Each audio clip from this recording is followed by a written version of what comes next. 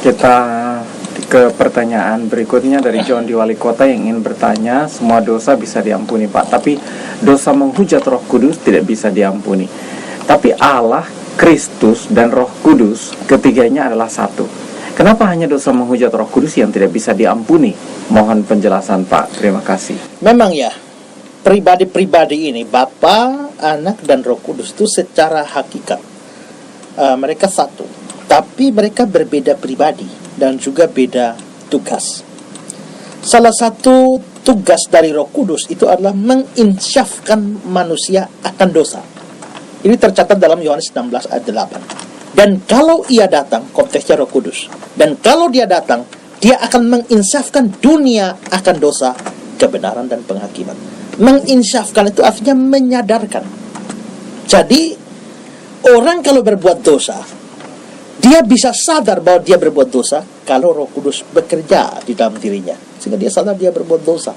Jika Roh Kudus tidak bekerja di dalam hatinya, menginsafkan akan dosa, orang itu tidak akan tahu bahwa dia berdosa. Nah, dalam kaitan dengan apa yang saudara tanyakan, berarti apabila seorang menghujat Bapa dan Anak, Roh Kudus bekerja dan menginsafkan orang itu, menyadarkan orang itu, sehingga orang itu sadar bahwa dia berdosa menghujat Bapa dan Anak, sehingga lalu dia meminta ampun dan diampuni. Tapi kalau yang dia hujat adalah Roh Kudus, maka Roh Kudus tidak bekerja di dalam diri orang itu. Roh Kudus tidak menginsyafkan orang itu akan dosa. Bagaimana orang itu bisa sadar bahwa dia berdosa? Karena itu dia tidak akan memohon ampun, dan tidak akan ada pengampunan bagi orang seperti itu.